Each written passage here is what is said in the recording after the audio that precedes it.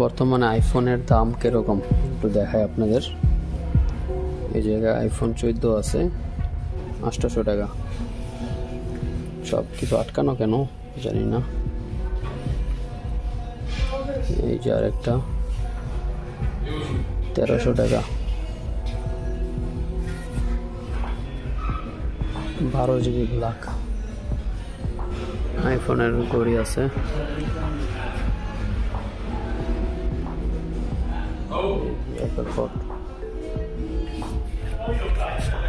IPhone 15 আছে 1100 টাকা, 1150। এই দেখেন রেড। 14 আছে 1000 টাকা।